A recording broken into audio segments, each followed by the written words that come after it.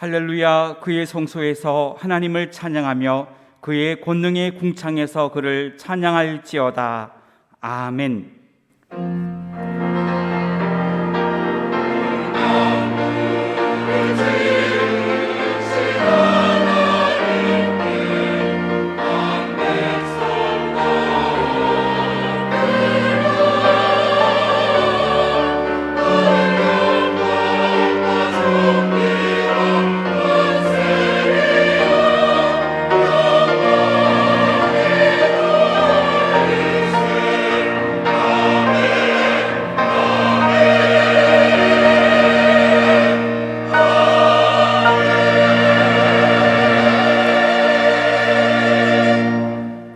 다 같이 찬송가 27장 1절을 부르시겠습니다.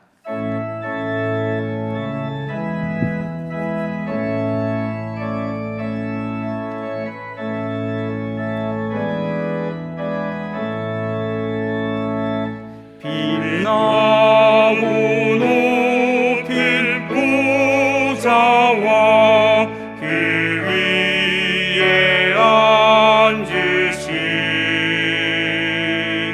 주 예수와 늘 영광이 해같이 빛나네. 해같이 빛나네.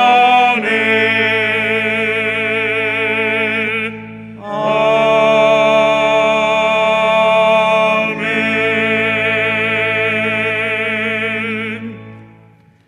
지난 한 주간을 돌이켜보며 간절한 마음으로 참회의 기도를 다 함께 드리겠습니다.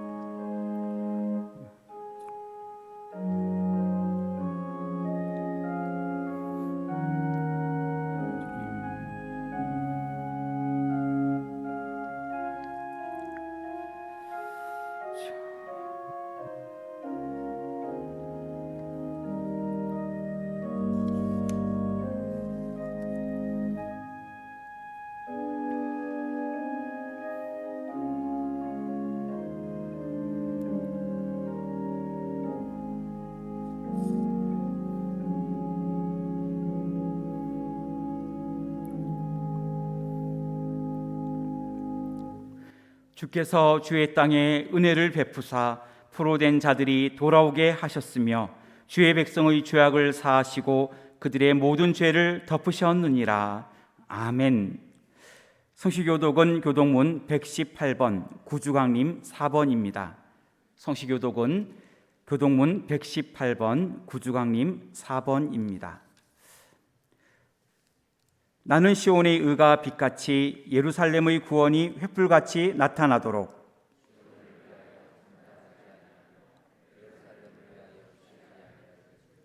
이방 나라들이 내 공의를 뭇 왕이 다 내 영광을 볼 것이요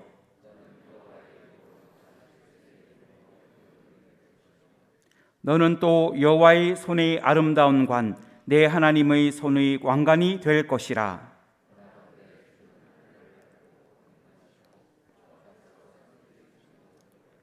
불이 섭을 사르며 불이 물을 끓임 같게 하사 주의 원수들이 주의 이름을 알게 하시며 이방 나라들로 주 앞에서 떨게 하옵소서.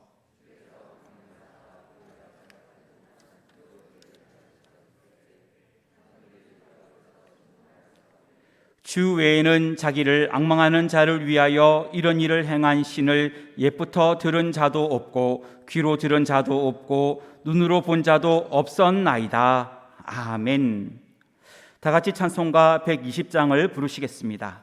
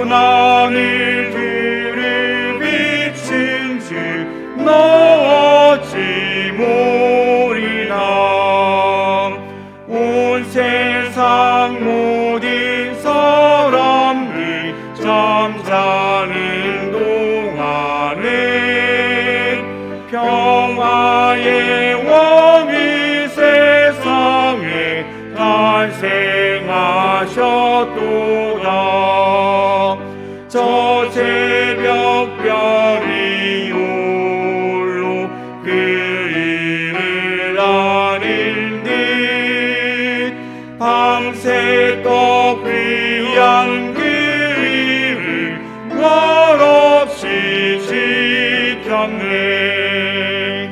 오 놀라우신 하나님 그 선물 주시니 주 믿는 사람 마음에 은혜를 받도다. 이 죄악 세상 사람 주 오심 모르나 주 영접하는 사람들 그 맘에 오시네. 500일 내엔 예수님 내 맘에 오셔서 내 죄를 모두 사하고 늘 함께 하소서. 저 천사들의 소식 나 기뻐 들으니 오 임마누엘 예수님 내 맘에 오소서.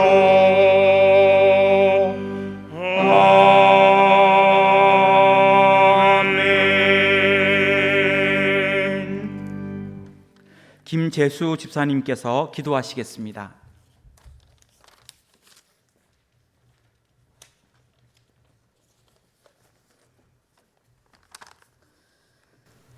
여호와는 나의 목자시니 부족함이 없으시로다. 그가 나를 푸른 물밭에 누이시며 쉴만한 물가로 인도하시는도다. 아버지 감사합니다. 찬송합니다. 그러나 세속에서 살아가면서 우리 이웃과 우리 아니만을 생각하며 살았음을 고백하오니 우리 죄와 허물을 용서하여 주시옵소서. 나라를 위해서 기도합니다. 할 수 없기 이 코로나로부터 해방되게 하시옵시고 모든 일상으로 회복시켜 주시옵소서. 이곳에 은혜의 강성교회를 세우시고 세계 선도의 전처지로서 인도와 캄보디아와 저도 선교까지 하게 하심에 감사합니다. 우리 교회 사명을 감당하게 할 수 있도록 인도하실 줄 믿습니다. 박재신 담임 목사님을 세우시고 영육간의 강건함과 성령 충만함을 주시옵시며 가정에는 평강의 복을 주실 줄을 믿습니다. 그리고 부목사님, 전도사님, 강도사님 모든 당회에서부터 영유아까지 축복해 주실 줄을 믿습니다. 오늘 말씀에 선포하실 우리 목사님을 통해서 하나님 말씀의 감동 감화를 받고 성령 충만함으로 모든 성도가 은혜를 받게 하실 줄을 믿습니다. 아침 일찍부터 수고하시고 연습하신 우리 베델 찬양대의 찬양을 기뻐 받으실 줄 믿습니다. 오늘 우리에게 죄에서 구원하시며 우리를 영원부터 영원까지 사랑하시며 이 세상 끝까지 너희와 함께 하신다는 주님 말씀 믿고 우리 주 예수님 잘 믿고 승리할 수 있는 삶을 살아갈 수 있도록 우리를 죄에서 구원하신 우리 주 예수님 받들어 기도합나이다. 아멘.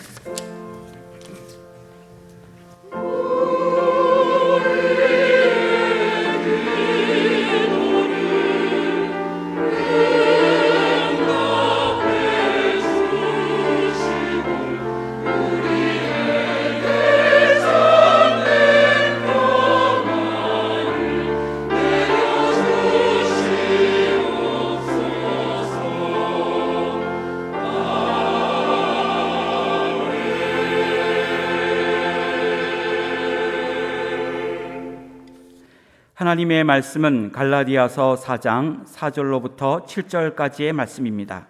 신약성경 306쪽입니다. 하나님의 말씀은 갈라디아서 4장 4절로부터 7절까지의 말씀입니다. 신약성경 306쪽입니다. 때가 참에 하나님이 그 아들을 보내사 여자에게서 나게 하시고 율법 아래에 나게 하신 것은 율법 아래에 있는 자들을 속량하시고 우리로 아들의 명분을 얻게 하려 하심이라. 너희가 아들이므로 하나님이 그 아들의 영을 우리 마음 가운데 보내사 아빠 아버지라 부르게 하셨느니라. 그러므로 내가 이후로는 종이 아니요 아들이니 아들이면 하나님으로 말미암아 유업을 받을 자니라. 아멘.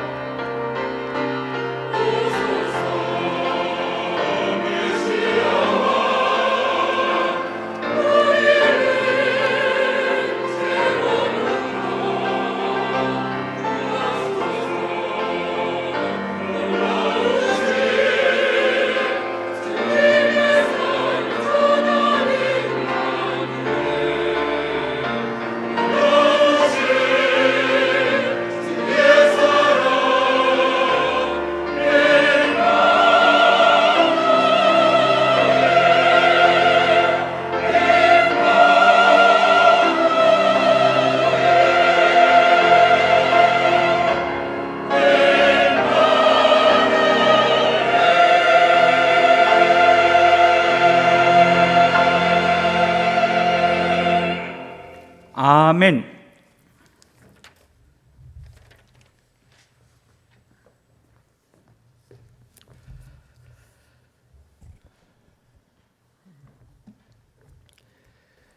겨울이 되었음을 느끼게 하는 기온이 갑자기 영하 10도 이하로 떨어졌습니다. 어제는 영하 11도도 서울을 가리키고 또 오후에는 눈까지 내려가지고 어제 오후에 결혼식이 있어서 결혼식장을 가다가 그 눈이 갑자기 많이 내리게 되니까 차들이 꽉 막혀서 차를 포기하고 걸어서 결혼식장까지 가서 결혼식에 참여했던 기억이 납니다. 이렇게 날씨가 갑자기 추워지게 되고 그래서 몸이 움츠려들게 되면 우리는 따뜻한 여름날이 기다려집니다. 그리고 이럴 때는 우리나라가 이렇게 사시사철이 있는 지역이 아니라 따뜻한 적도 부분에 있는 나라였으면 얼마나 좋을까. 그러면 이렇게 추위에 떨지도 않게 되는데 이런 생각도 들게 됩니다. 그런데 다시 생각을 해보면 그렇게 적도 부분에 사는 것은 큰 복이 아니다. 이런 생각도 들게 됩니다.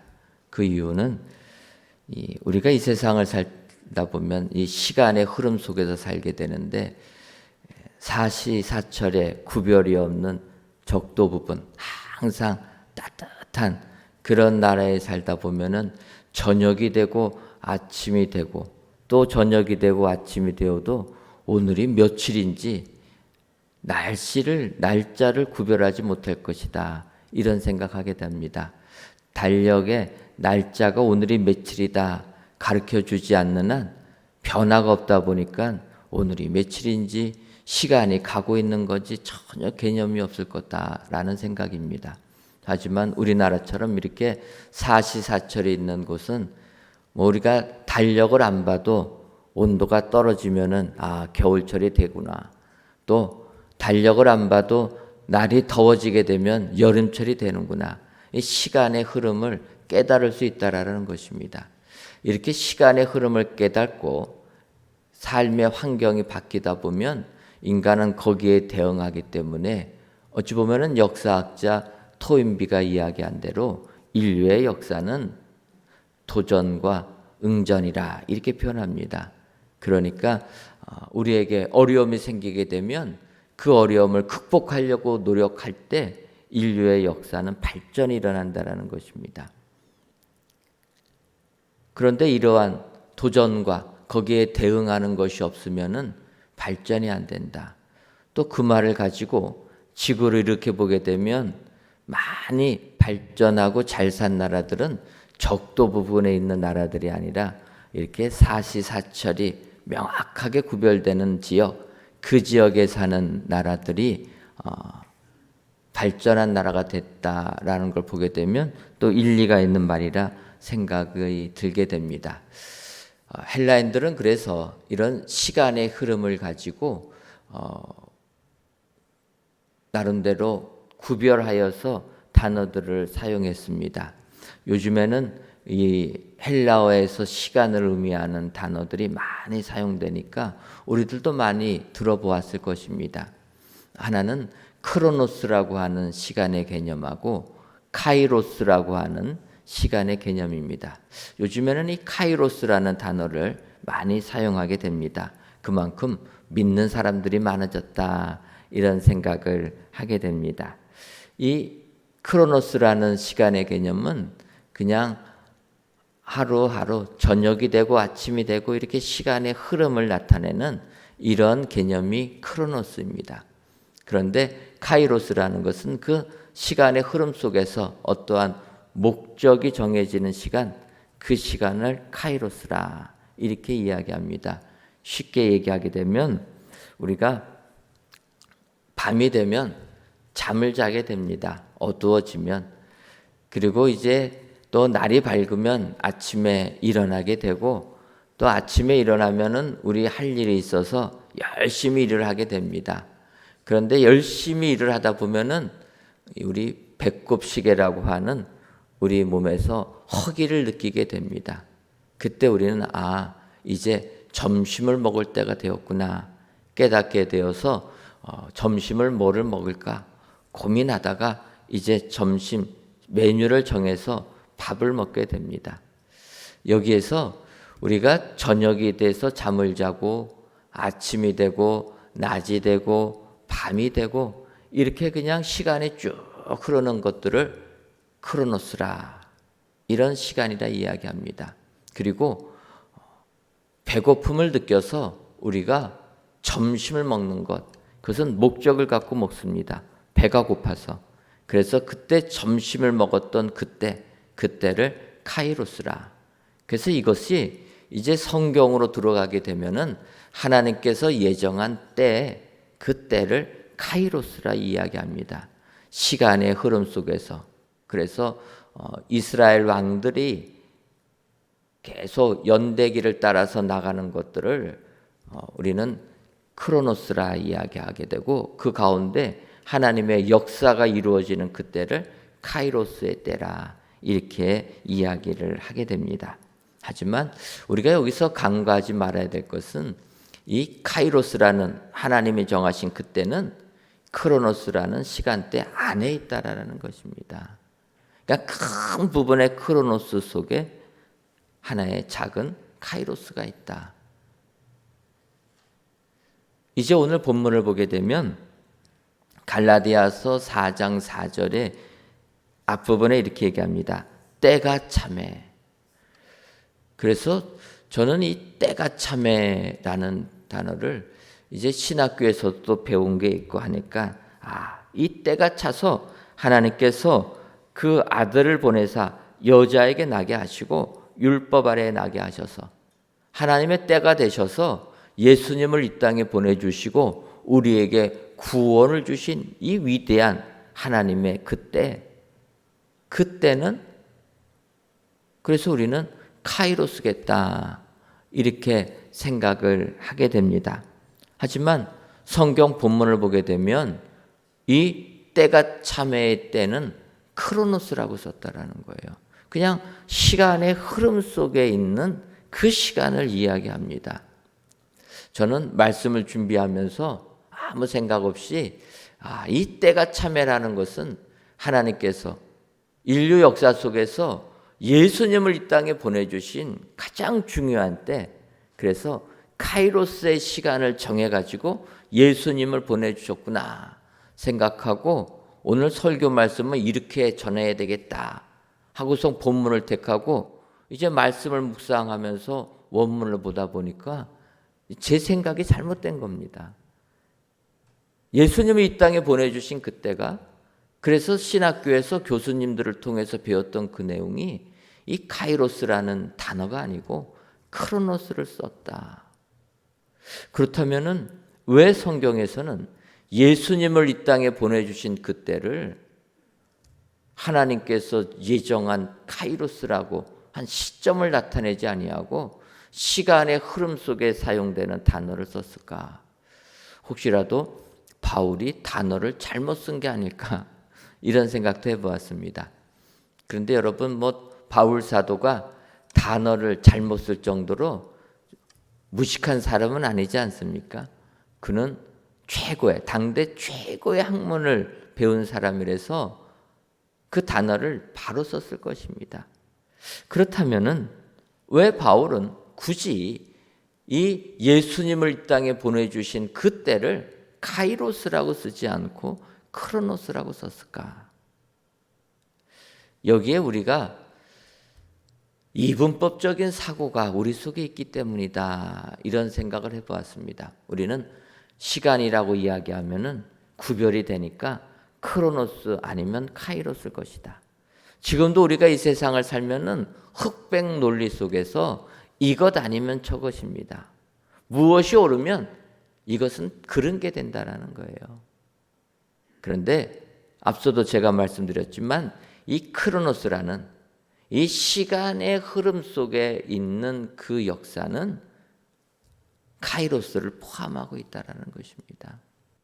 하나님께서 세상을 창조하실 때 시간을 창조하셨습니다. 창세기 1장을 보게 되면 하나님께서 혼돈한 가운데 있는 세상, 카오스 속에 있는 혼돈이라고 이야기합니다. 카오스라. 혼돈 속에 있는 그 세상에 시간을 창조하십니다. 어찌 보면 그 시간은 지금 우리가 느끼고 있는 시간이라는 것입니다. 그 시간 속에서 우리 인간을 구원하기 위한 예수님을 보내주신 그 때를 정했기 때문에 이 크로노스의 개념은 카이로스를 포함한 모든 시간을 포함한다. 여러분, 우리 예수님은 온 인류를, 이 세상에 사는 온 인류를 구원하기 위하여 하나님께서 이 땅에 예수님을 보내주신 줄 믿습니다. 그래서 성경은 때가 찼다라고 이야기하는 겁니다. 시간의 흐름 속에서 하나님께서 우리들을 구원해 주실 때가 도래하였다. 여러분, 때가 무르익는 것이 복된 것입니다. 때가 무르익기 전에 우리가 행동하게 되면 우리는 실패한다라는 거예요. 그래서 하나님께서는 시간의 흐름 속에서 때가 무르익을 때까지 기다려 주셨다. 그것이 2000년 전에 예수님께서 이 땅에 오신 시간이라는 것입니다. 여러분, 우리가 아는 대로 모세가 이스라엘 백성들이, 제가 이번 대강절 기간에 이스라엘 백성들이 탄식하고 부르짖을 때 하나님께서 모세를 예비해 주셨다. 그러니까 하나님께서 고통 속에 있는 이스라엘 백성들을 구원하기 위하여 모세를 예비해 주었습니다. 준비해 주었습니다. 그리고 그 모세를 통하여 이스라엘 백성들을 구원해 주시려고 계획을 딱 세우셨는데, 우리가 아는 대로 모세는 40살이 되던 때에 그가 이스라엘 백성들이 고난당하는 것을 보고 본인이 일어나게 됩니다. 이 백성들을 구원해 줘야 되겠다. 결과는 어떻게 됩니까? 살인자가 되었고 결국은 미디안 광야로 쫓겨가게 되었다라는 거예요. 때가 찰 때까지 기다리지 못한 모세는 자기가 이스라엘 백성들을 구원하려고 했지만 실패로 끝났다라는 것입니다. 그래서 우리는 이 세상을 살면서 때가 무르익을 때까지, 때가 찰 때까지 기다려야 된다라는 것입니다. 하나님께서 우리 인간을 구원하기 위하여 믿음의 조상 아브라함도 택하셨지만 때가 찰 때까지 기다리셨다라는 것입니다. 그래서 2000년 전에 예수님이 오실 그때까지 우리 주님은, 하나님은 기다리시고 이제 때가 무르익게 되니까 예수님을 이 세상에 보내주신 줄 믿습니다. 여러분, 그래서 우리는 하나님의 때에 예수님이 이 땅에 오시고 그 예수님을 통하여서 구원의 은혜를 받게 된 줄 믿습니다. 대강절 기간을 맞이하여서 우리 하나님께서 계획하신 때가 찼을 때 우리 예수님을 보내주셔서 어떻게 해주셨는가, 이 시간 갈라디아서에 있는 말씀 가지고 살펴보시고 그 예수님을 보내주신 그 은혜를 기억하시고 그 뜻을 깨달으셔서 오늘도 하나님께 영광 돌리시는 저와 여러분들 되시기를 주님의 이름으로 축원합니다. 그렇다면 때가 참에 하나님께서 우리를 구원해 주시기 위하여 어떠한 은혜를 베풀어 주셨습니까? 첫째로 때가 찼을 때 아들을 보내주셨습니다. 오늘 보면 갈라디아서 4장 4절을 보면 때가 참에 하나님이 그 아들을 보내사 여자에게서 나게 하시고 율법 아래에 나게 하신 것은, 이렇게 말씀하고 있습니다. 때가 찼을 때 그 아들을 보내주셨다라는 것입니다. 여러분, 그래서 우리가 이 성탄절을 기뻐하는 것입니다. 하나님께서 아들을 보내주신 것이 기쁘시다. 여러분, 왜 그렇습니까? 왜 아들을 보내주신 것이 우리에게 은혜가 되겠습니까? 그것은 아들처럼, 부모의 자녀처럼 귀한 사람은 없기 때문이라는 것입니다. 우리를 구원하기 위하여 하나님의 아들을 보내주셨다. 그 귀한 예수님을 이 땅에 보내주셨다는 것이 우리에게 너무나 큰 은혜요, 감격이 된다라는 것입니다. 사실 여러분, 부모에게 있어서 자녀는 아무리 속을 썩여도 자녀는 사랑스러운 자녀라는 것입니다. 우리가 아는 대로 다윗 아들 압살롬의 반란에 직면하게 됩니다. 아들이 아버지를 죽이겠다고 난을 일으킨 것입니다. 백성들의 마음을 다 빼앗아 갔기 때문에 다윗 왕 졸지에 자기를 따르는 백성들도 얼마 안 됩니다. 어쩔 수 없이 도망을 가게 되었고 이제 소수의 자기를 따르는 군인들과 압살롬 군대가 전쟁을 벌이게 됩니다. 그때 전쟁하러 나가는 부하들에게 부탁합니다. 압살롬 군대는 물리치지만 이겨야 되지만 내 아들 압살롬의 생명만큼은 보존해달라. 부하들에게 부탁합니다. 나를 죽이겠다고 달려드는 자녀지만 그러나 나에게는 아들이라는 겁니다. 소중하다라는 것입니다. 그래서 다윗이 그 전쟁을 하러 나가는 부하들에게 부탁을 하였고, 그래서 그 부하들은 다윗의 이야기를 듣고 전쟁에 참여합니다. 그러다가 그 전쟁에 승리해가지고 압살롬을 죽일 기회가 되었을 때 부하들은 다윗의 말을 생각해서 차마 죽이지 못합니다. 그런데 요압 장군이 주저하는 부하들을 대신해서 압살롬을 죽이고 맙니다. 전쟁에 나간 자기의 부하들, 결과가 어떻게 될 것인가 노심초사 기다리던 다윗이 전령을 통해서 소식을 받게 됩니다. 근데 그 소식은 아들이 죽었다라는 거예요.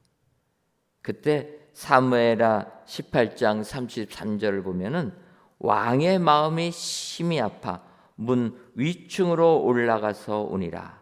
그가 올라갈 때에 말하기를 내 아들 압살롬아, 내 아들 압살롬아, 차라리 내가 너를 대신하여 죽었다면 압살롬 내 아들아, 내 아들아 하였더라. 다윗의 마음이 심히 아파서 통곡하고 울었다라는 것입니다. 그러면서 이렇게 얘기합니다. 내가 너를 대신하여 죽었다면. 이것이 부모의 마음이라는 것입니다. 자녀를 사랑하는 부모의 마음은 내 생명을 주고라도 너가 잘 되기를 원하는 것, 이게 부모의 마음 아닙니까? 요즘 얼마나 우리 젊은 사람들이 살기가 어렵습니까? 맞벌이를 안 하고서는 사실 생활하기가 어렵습니다. 그러다 보니까 부모님들이 손자, 손녀 돌보느라고 몸들이 다 상합니다. 우리 권사님들 자녀 돌본다고 아들, 딸만 키웠으면 됐지 왜 손자, 손녀까지 키워야 됩니까?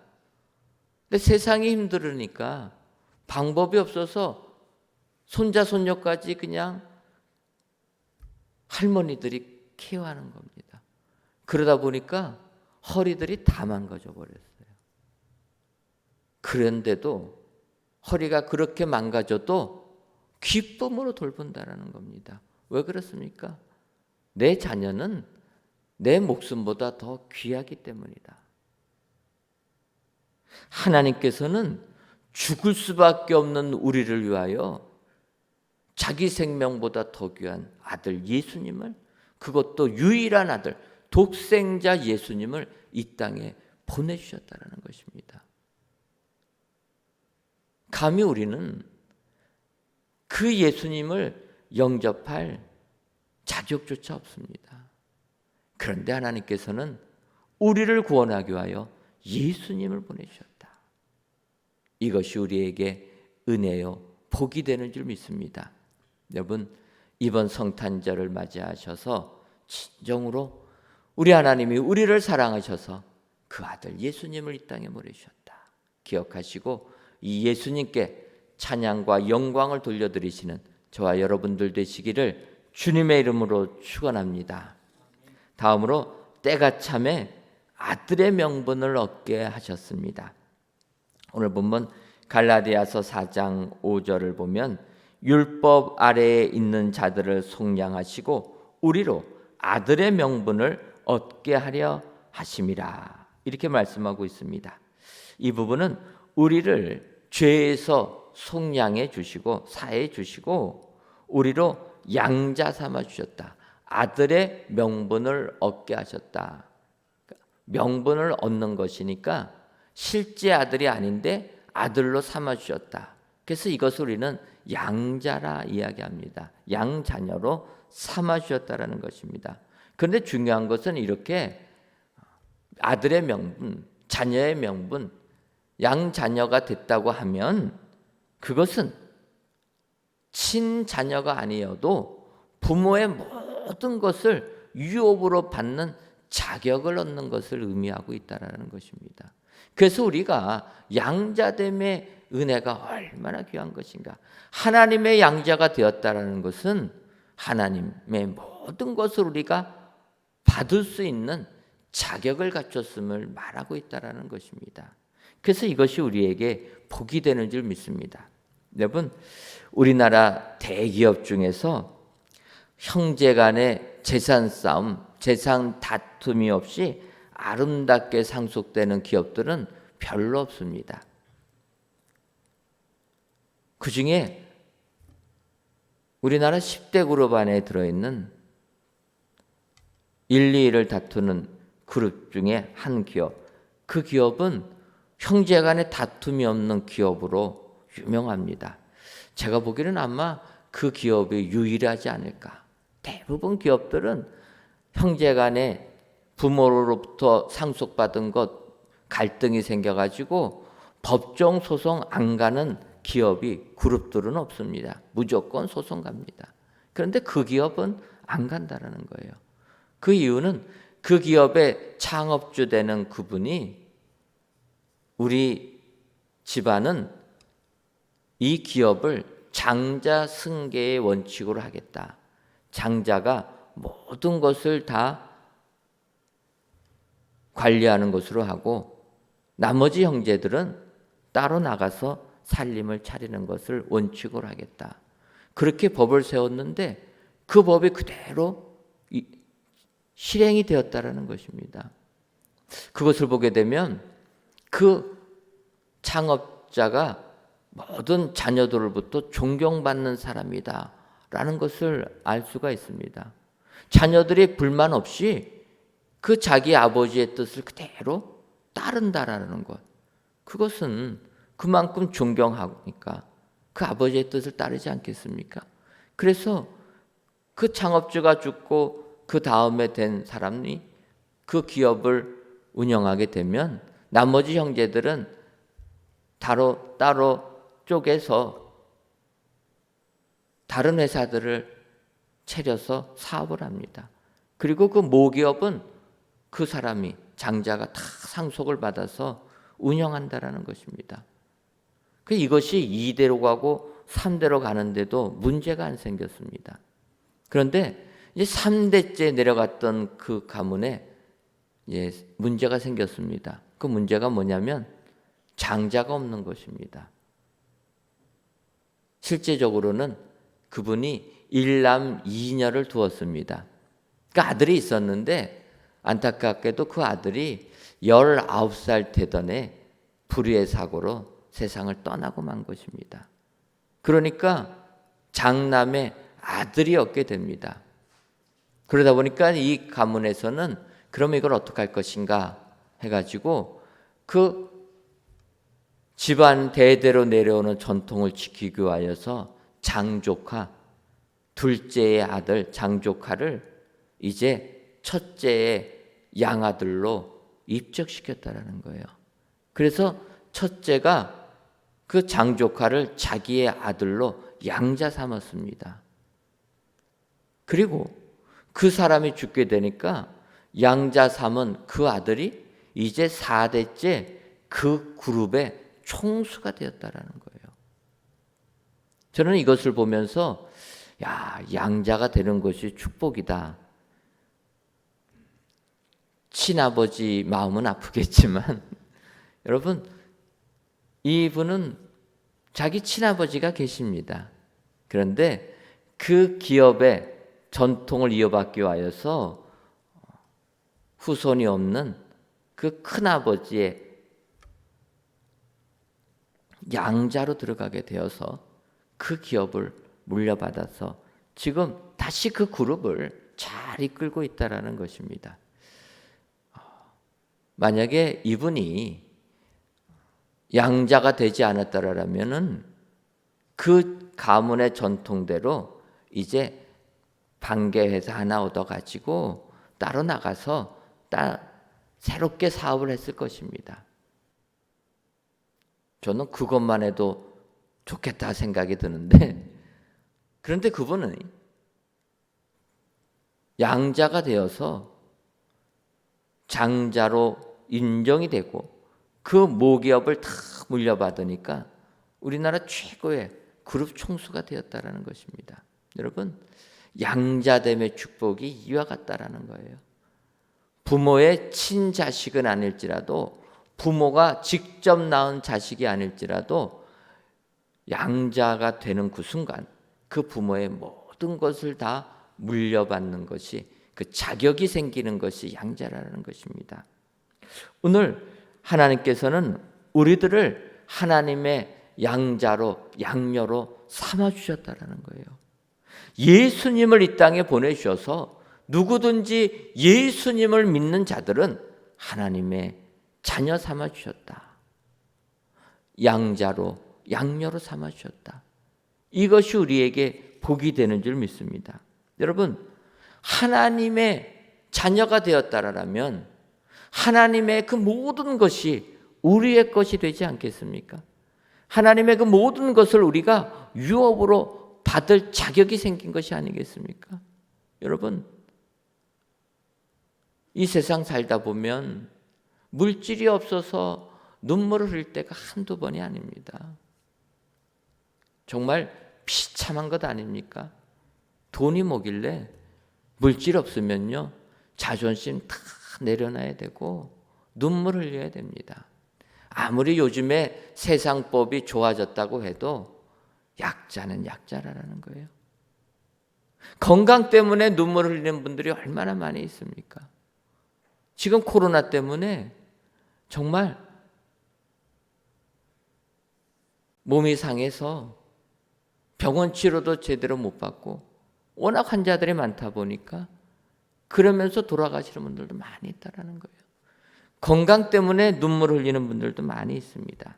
하지만 여러분, 우리 하나님은 말씀으로 모든 것을 다 창조하신 하나님이신 줄 믿습니다. 여러분, 예수님이 이 땅에 오셔서 예수님이 명하시니까 풍랑이 잔잔해졌다라는 것입니다. 예수님이 물고기 2마리와 보리떡 5개로 축사하니까 5,000명이 먹고도 남을 풍성함이 임했다라는 것입니다. 여러분, 예수님이 기도하니까 죽은 나사로가 살아났다라는 것입니다. 여러분, 하나님을 믿는다는 것이 우리에게 이 같은 은혜요, 복이 되는 줄 믿습니다. 하나님께서 우리들을 사랑하셔서 때가 참에 예수님을 보내주신 것은 우리로 하여금 아들의 명분을 얻게 하기 위함이라. 여러분 기억하시고 오늘도 이 예수님을 믿으셔서 하나님의 모든 유업을 이어받으시는 은혜의 성도님들이 되시기를 주님의 이름으로 축원합니다. 마지막 3번째로, 때가 참에 하나님께서는 아들의 영을 보내주셨습니다. 갈라디아서 4장 6절을 보면 너희가 아들임으로 하나님이 그 아들의 영을 우리 마음 가운데 보내사 아빠 아버지라 부르게 하셨느니라. 하나님께서 우리에게 성령, 아들의 영, 성령님을 우리에게 보내주셔서 하나님을 아빠 아버지라 부르게 하셨느니라, 이렇게 말씀하고 있습니다. 예전 개역 성경은 아바 아버지라 쓰여져 있는데 이번 개역 개정 성경은 아빠 아버지라 쓰여져 있습니다. 근데 사실은 이 아빠라고 부르는 게 맞다라는 것입니다. 저는 이 구절을 보게 되면 하나님께서 우리 이 민족을 얼마나 사랑하시는가, 이 구절을 보게 되면 느끼게 됩니다. 왜냐하면 이 아빠라는 단어가 헬라어에도 똑같습니다. 알파와 베타, 베타, 알파 이렇게 써 있습니다. 영어로 말하면 A, B, B, A입니다. 근데 이것을 영어식 발음하게 되면 아바 아니겠습니까? 근데 우리나라는 비읍 2개 붙어 있으면은 빠가 되는 거예요. 그래서 헬라어 단어 똑같습니다. 우리나라 아빠와 헬라어 아바가 똑같다라는 거예요. 그런데 의미까지도 똑같다라는 것입니다. 여러분, 아빠가 무엇입니까? 아빠. 아빠는 어린아이들이 아버지를 부를 때 쓰는 명칭입니다. 그래서 우리가 어렸을 적에는 아버지를 아빠라고 부릅니다. 그런데 이제 조금 나이가 들다 보면은 아버지로 부르라고 하지 않습니까?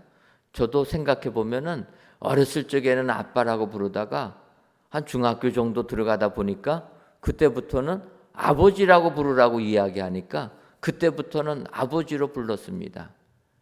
근데 생각해 보면은요, 아빠라고 부를 때가 좋은 때입니다.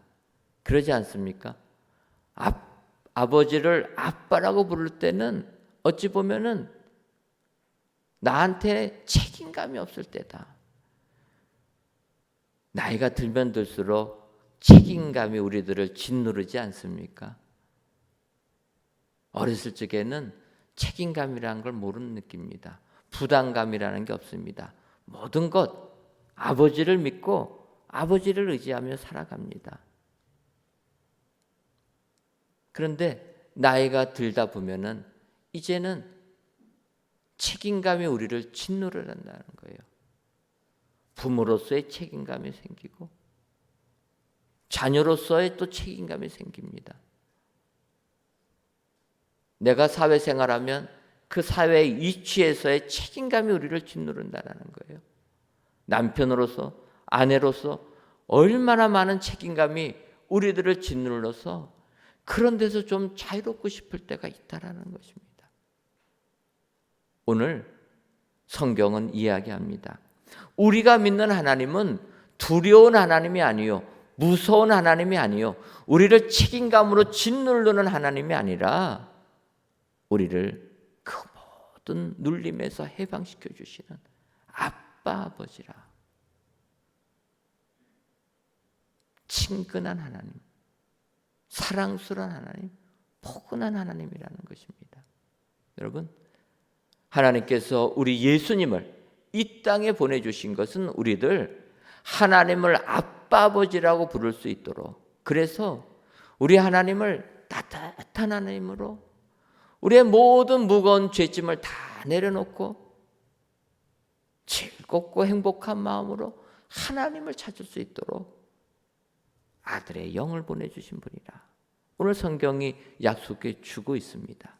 오늘 귀한 예배를 드리시는 사랑하는 성도 여러분, 우리 하나님께서 예수님을 이 땅에 보내주신 것은 아들의 영을 주셔서 우리로 하나님을 아빠 아버지라 부르게 하심이라. 여러분 기억하시고 이 예수님을 이 땅에 보내주시는 우리 하나님께 오늘도 감사와 찬송과 영광을 돌려드리시는 저와 여러분들이 되시기를 주님의 이름으로 축원합니다. 기도하겠습니다. 하나님, 오늘도 저희들을 사랑하셔서 추운 날씨 속에서도 성전에서 또는 영상으로 예배를 드리게 하시니 감사합니다. 하나님께 예배를 드리는 모든 예배자들을 기억하여 주시고 그들의 삶 속에 구원의 은혜가 충만하게 하여 주옵소서. 오늘은 우리를 사랑하셔서 하나님의 때가 차게 되매 2000년 전에 아들을 우리에게 보내주시고 그 아들을 믿음으로 말미암아 우리를 양자 삼아 주셔서 하나님의 자녀 되게 해주시니 감사합니다. 이후에는 성령님을 내 안에 모셔 하나님을 두려운 하나님이 아니라 친밀한 아빠 하나님으로 인정하는 우리 모두가 되게 하여 주옵소서. 예수님의 이름으로 기도하옵나이다. 아멘.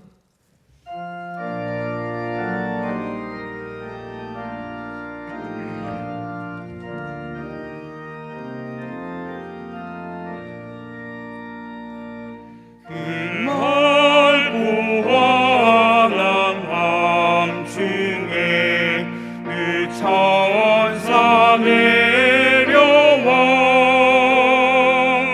그 손에 빛 받은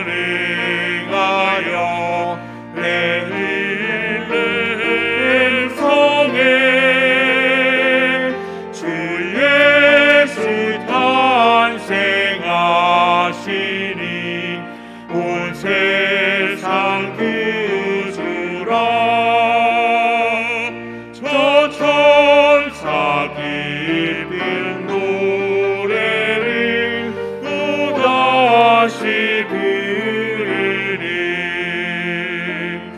온 세상 사는 사람들 다 화답하도다.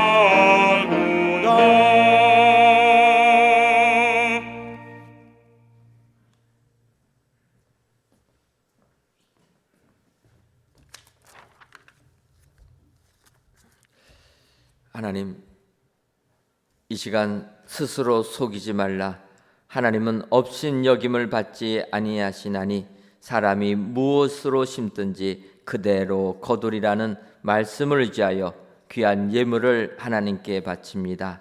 드려지는 11조 예물과 감사의 예물, 1,000번째 예물과 전도의 예물, 건축 헌금과 주정 헌금, 성미를 연락하여 주옵시고 드리는 손길 위에 심은 대로 그대로 거두는 은총이 임하게 하여 주옵소서.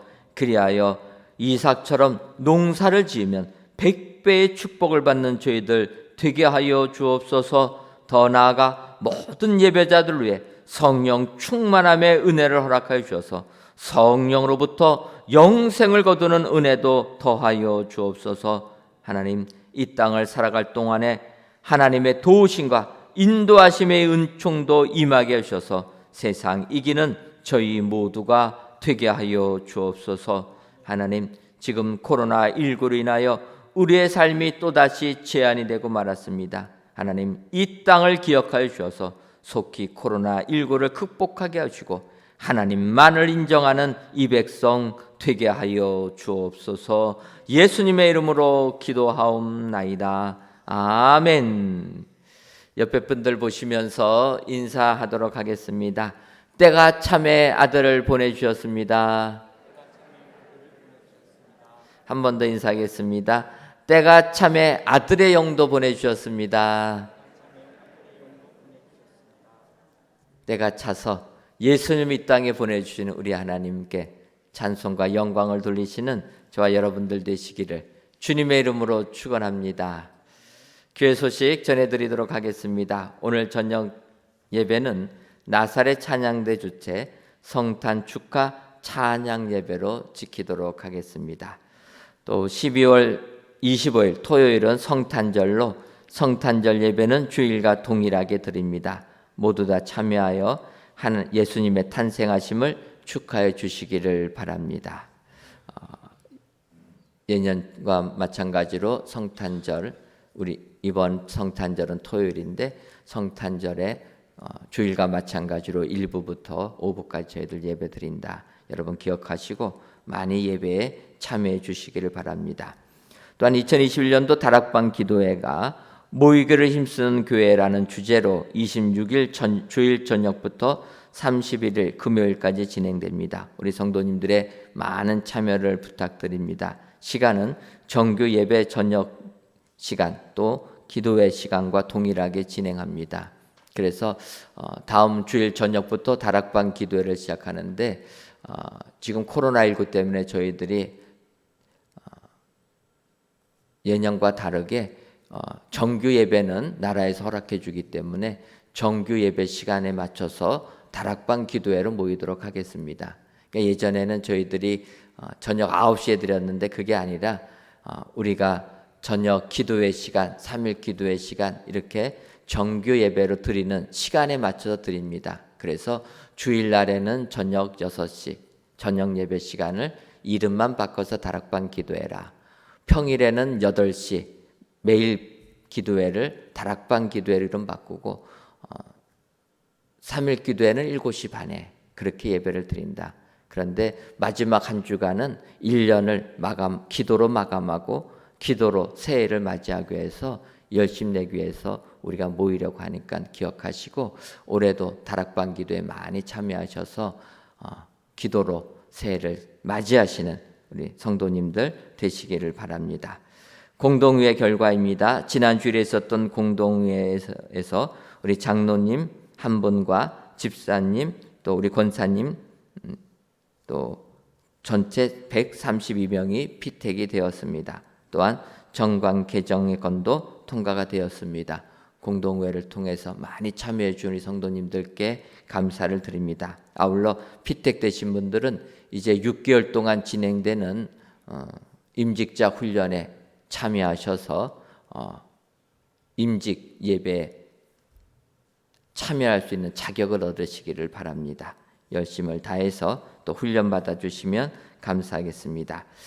오늘 저녁 예배는 1부는 찬양 예배로, 2부는 정기 재직회로 모입니다. 그래서 여러분도 오늘 저녁 예배 시간에는 저희가 내년도 예산을 또 통과해야지만 내년 집행되니까 여러분들 힘드시더라도 저녁 예배 시간에 재직되시는 분들은 나와주시면 감사하겠습니다.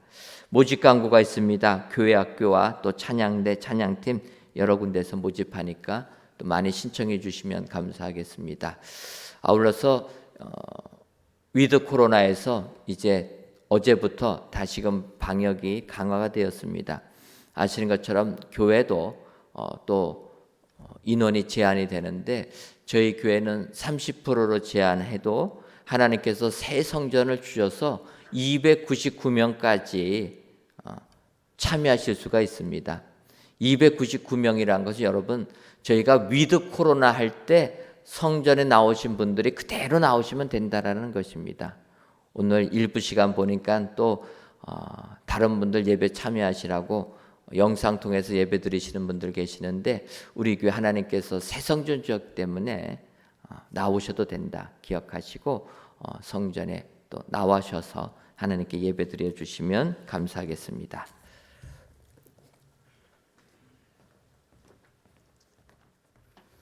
다 같이 찬송가 236장 4절을 부르시겠습니다.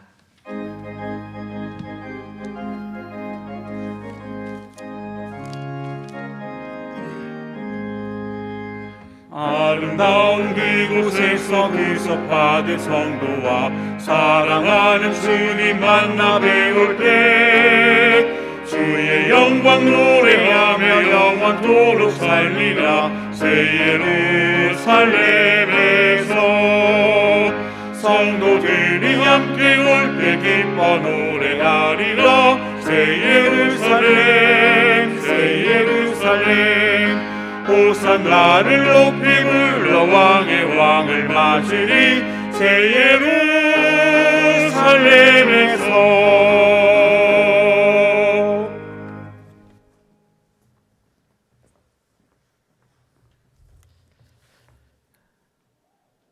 이제는 우리 주 예수 그리스도의 크신 은혜와 하나님 아버지의 한량없는 사랑하심과 성령님의 교통하심이 때가 참에 아들을 보내주신 우리 하나님께 찬송과 영광을 돌리기로 다짐하는 사랑하는 은혜광성교회 모든 성도님들 위에와 속한 가정 위에 이제로부터 영원토록 함께 있을지어다.